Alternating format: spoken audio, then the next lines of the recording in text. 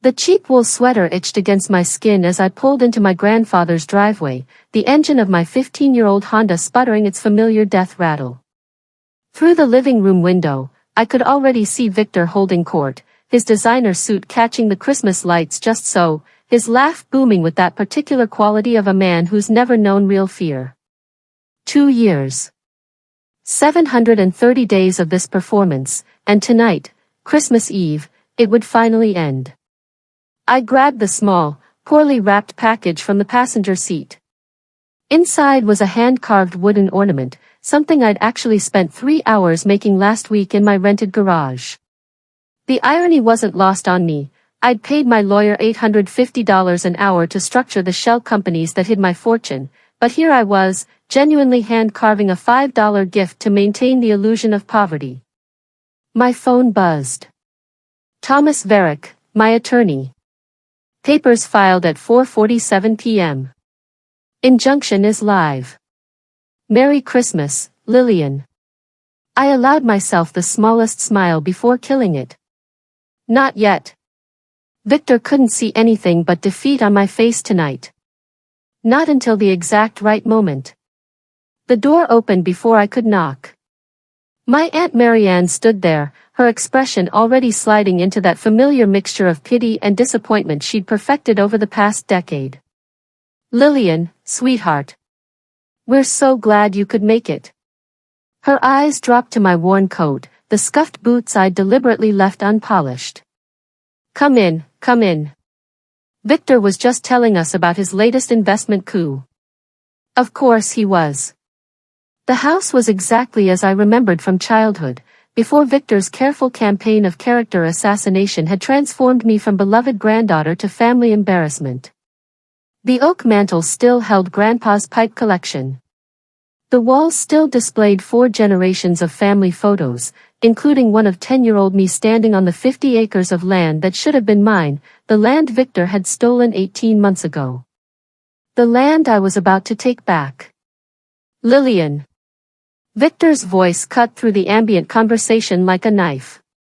20 pairs of eyes turned toward me, and I felt the familiar weight of their judgment. We were just talking about you. I seriously doubted that was true, but I played my part. Nothing good, I hope, I said, forcing a self-deprecating laugh that made my soul hurt. He crossed the room with the swagger of a man who controlled $47 million in assets, or thought he did. His hand landed on my shoulder with false warmth, his grip just slightly too tight. I was actually explaining to the younger cousins the importance of financial literacy. How one bad decision can snowball into a lifetime of struggle. The younger cousins in question, Emma and Jason, both in their 20s, looked at me with barely concealed pity. A year ago, that look would have shattered me. Tonight, knowing what I knew, it almost made me laugh.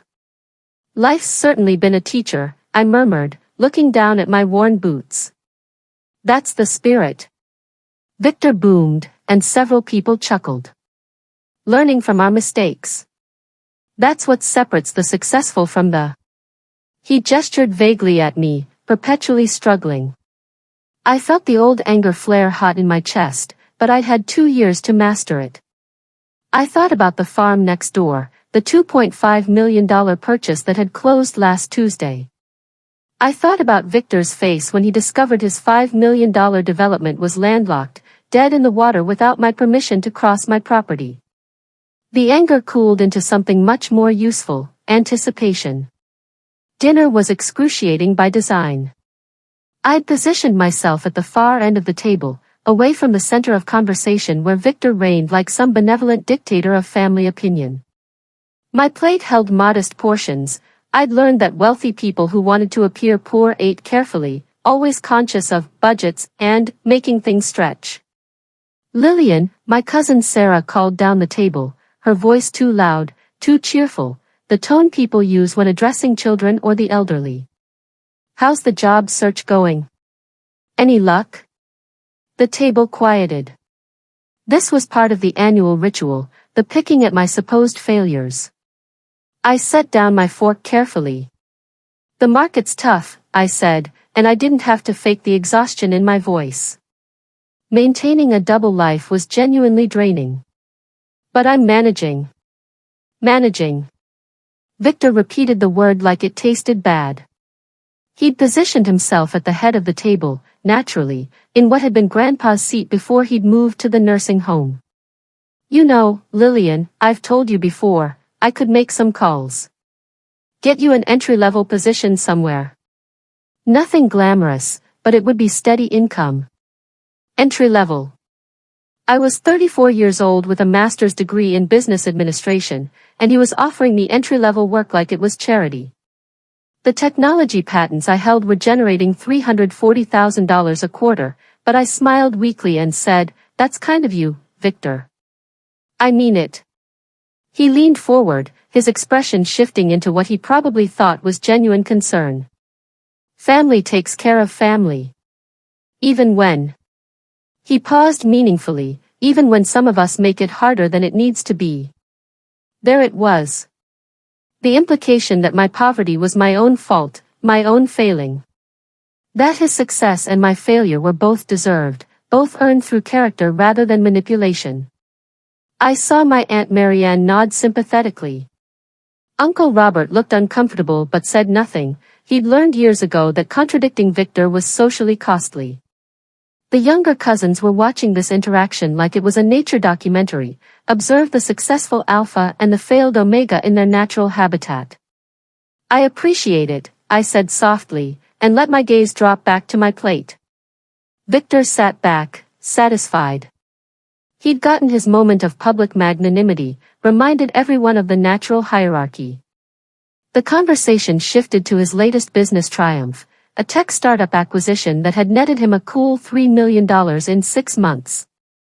I ate my turkey and thought about access roads. The living room had been rearranged for the gift exchange, chairs pulled into a large circle around the tree. This was the main event, the ceremony where family status was put on public display through the value and thoughtfulness of gifts given and received. Victor, naturally, had gone first. He'd given my uncle a weekend at a luxury golf resort. My aunt received a designer handbag that cost more than most people's monthly rent. The younger cousins got top-tier electronics. Each gift was presented with a small speech about family, and prosperity, and shared success. With each gift, I watched the recipients' faces light up. I watched them thank him effusively. I watched the family reinforce the narrative. Victor was generous. Victor was successful. Victor was the man we should all aspire to be. My turn came last. It always did. I'd wrapped the ornament in newspaper, actual newspaper, tied with twine. The package looked exactly like what it was, something assembled by someone who couldn't afford proper wrapping paper. I'd agonized over this detail, wanting it to be pathetic enough to reinforce the narrative but not so pathetic it seemed performative. "For the family," I said quietly, setting it under the tree. "Just something small I made." The silence was deafening. Not the good kind of silence that comes before applause, but the uncomfortable kind that accompanies embarrassment. Victor picked it up, and I saw the gleam in his eye. This was his moment, the annual ritual humiliation he'd crafted so carefully. He held the small package up to the light, shaking it gently, his expression shifting into exaggerated concern. "Oh, Lillian." His voice carried across the room, perfectly pitched to sound caring while being anything but. "Another one of your handmade pieces? These are always so charming." Charming. The word hung in the air like a slur. "Are you doing okay?" he continued, his brow furrowing with theatrical worry. "Financially, I mean. I know you mentioned the job market being tough, but, well, I just want to make sure you're not struggling with basics. Rent, utilities, that sort of thing." 20 faces turned toward me. I felt the heat of their attention, their pity, their second-hand embarrassment. This was it. The moment I'd been building toward for 2 years. The absolute zenith of his arrogance, the peak from which his fall would be most catastrophic. I met his eyes and let him see exactly what he expected, exhaustion, defeat, shame. It's been tight, I admitted, my voice barely above a whisper. The room leaned in. The rent's been difficult lately. And the car needs work I can't afford. But I'm managing. Victor's expression shifted into something that might have passed for compassion if you didn't know him. Lillian, I want you to know, we're here for you. All of us. He gestured around the room. But sometimes compassion means honesty. And honestly, I think you need to hear this. Oh God. He was going to give me the speech. The one he gave every year, slightly modified, about financial responsibility and poor life choices and the importance of planning ahead. You're a smart woman, he began, setting down my sad little package. But intelligence without discipline is just wasted potential. You had opportunities, we all remember when you had that chance at the consultancy firm, but you chose to go independent instead. Chose risk over stability. That independent venture had been the foundation of my current fortune, but no one here knew that. They'd only heard Victor's version. Lillian made a reckless choice and paid the price. And then there were the investments, he continued, warming to his theme. The business ideas that never panned out. The dreams that cost money you didn't have. Those failed investments were now worth north of $8 million, but I'd structured them through enough shell companies and foreign holdings that they were invisible to casual searches. Victor had tried to find them, I knew he had, but my lawyers had done their job well. At some point, Victor said, his voice taking on a professorial quality, we have to look at patterns. We have to ask ourselves, are these just bad breaks, or is there a fundamental issue with decision-making? Emma and Jason were nodding. Uncle Robert looked uncomfortable but didn't interrupt. Aunt Marianne was dabbing at her eyes like this was genuinely moving. I wanted to vomit. Instead, I nodded slowly, like his words were landing, like he was teaching me something. So here's what I'm going to do, Victor announced, and I saw him reach into his jacket pocket. I'm going to give you something more valuable than any gift under this tree. He pulled out a business card, crossing the room to hand it to me personally. This is my financial advisor. Call him after the holidays. Tell him I sent you. He'll help you set up a budget, maybe find some ways to consolidate debt, get you on track. The card sat in my hand like a live coal. Around the room, people were murmuring approvingly. What a good man, helping his struggling cousin. What generosity, what patience. Thank you, Victor, I said, and my voice cracked, not entirely from acting. The rage and humiliation of 2 years pressed against my chest like a physical weight. He patted my shoulder. That's what family does. Then he turned back to the room, ready to move on, ready to bask in his moment of charitable superiority. And I realized, it was time. Victor, I said quietly. The room had already started shifting focus to the next part of the evening, but my voice cut through the ambient noise. Something in my tone made people pause. He turned back, eyebrows raised. Yes? I stood up slowly, still holding his financial advisor's card. I have a question about the Harrison farm. His expression flickered, just for a moment, with confusion. The what? The Harrison place. Next door to Grandpa's 50 acres. I kept my voice level, conversational. I heard it sold recently. Victor's confusion deepened, but there was an edge of irritation now. This wasn't part of the script. I was supposed to accept his charity and fade into the background, not ask about rural real estate. Yes, he said slowly. Last week, I think. Some investment firm bought it. Why? The room was very quiet now. Everyone could sense something happening, even if they didn't understand what. I let myself smile. Not the defeated, self-deprecating smile I'd worn for 2 years. A real smile. Sharp and cold and utterly genuine. I was curious, I said, because that investment firm was me. For 3 full seconds, nobody moved. Then Victor laughed, a short, barking sound of disbelief. That's not funny, Lillian. It's not a joke. I reached into my pocket and pulled out my phone, pulling up the closing documents. I closed on Tuesday. Paid $2.5 million. Cash. The number hit the room like a bomb. Victor's face went through several colors, red to white to gray. That's impossible. You can't even afford your rent. I can't. I tilted my head, still smiling. Funny. Because I just bought 180 acres of prime farmland. With the only access road to your $5 million development project. I watched the realization hit him in stages. First, the understanding that I wasn't broke. Second, the memory of where the Harrison farm was located. Third, the terrible, dawning comprehension of what I'd done. You. He couldn't seem to finish the sentence. I bought the access road, I confirmed. Which means your land, sorry, the land you stole from Grandpa by exploiting his dementia, is now completely landlocked. Stole? Aunt Marianne gasped. Lillian, that's a terrible accusation. But I wasn't looking at her. I was watching Victor's face as the full implications cascaded through his mind. His development deal. His $5 million profit. His reputation. All of it suddenly hanging by a thread I controlled. You've been lying, he said, his voice shaking. This whole time.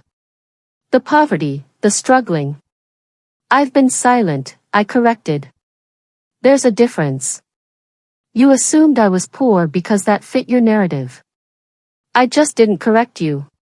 But why? Emma asked, genuinely confused. Why pretend? I turned to her, and my smile softened. Because I needed Victor to feel completely secure. I needed him to think I was no threat at all. And I needed him to commit fully to his development deal before I bought the farm next door. Victor found his voice again, but it came out as a roar. You manipulative, this is fraud. This is deliberate sabotage. No, I said calmly. This is property law. Your land has no legal easement through mine. You can't build. You can't develop. You can't sell. Not without my written permission.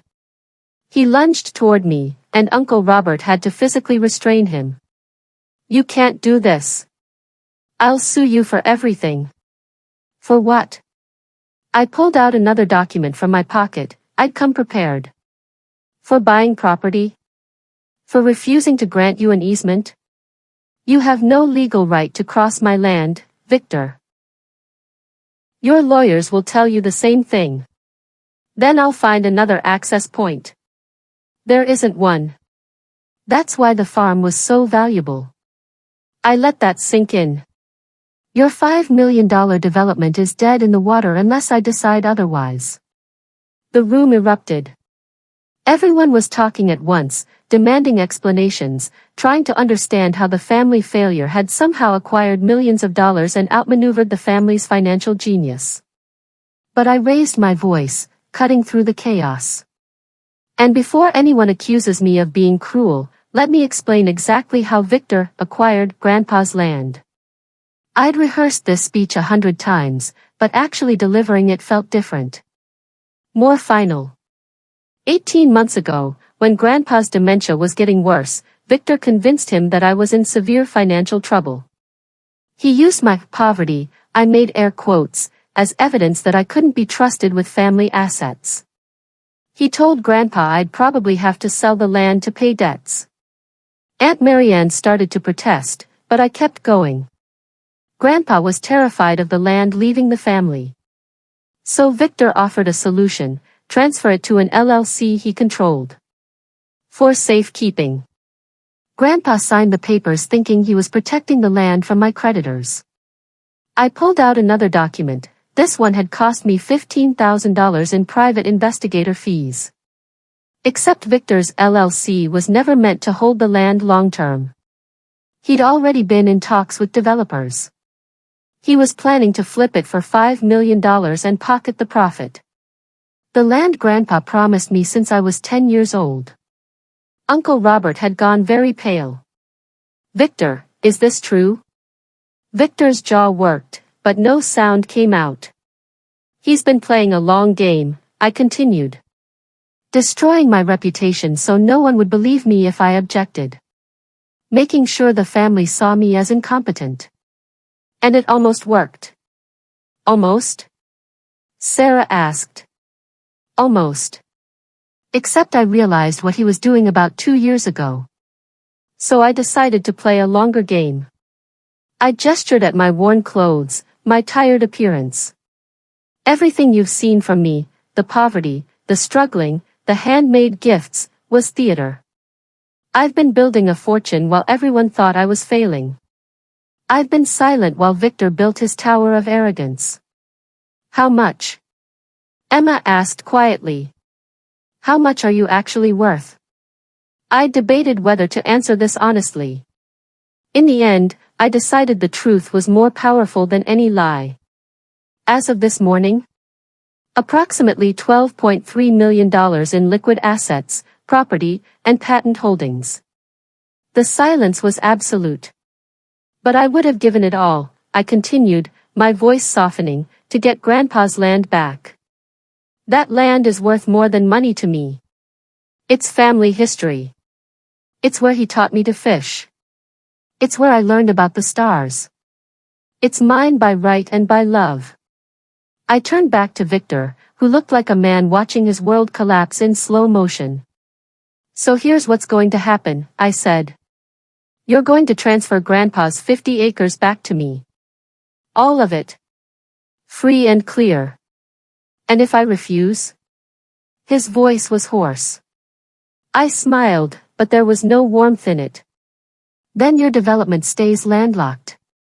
Your investors will sue you for breach of contract. Your reputation will be destroyed. And I'll file a lawsuit challenging the original deed transfer based on elder exploitation, which my lawyer assures me will win. I pulled out one final document, the injunction Thomas had filed that afternoon. This is a court order preventing any sale, development, or transfer of your land until the access issue is resolved. It was filed at 4:47 p.m. today. Your project is officially frozen. Victor sank into a chair, his face in his hands. The mighty had fallen, and everyone in the room had witnessed it. You have 48 hours to decide, I said. Transfer the land, and I'll grant you a limited easement for your other properties. Refuse, and we go to court. Your choice.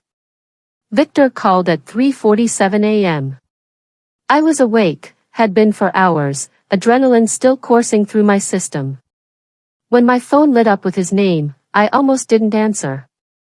But curiosity won. Hello, Victor. You've ruined me. His voice was raw, probably from yelling or crying or both. Do you understand that? You've destroyed everything I built. No, I said calmly. I've revealed what you built. There's a difference. The investors are pulling out. My partners are demanding answers. My reputation is now accurate, I interrupted.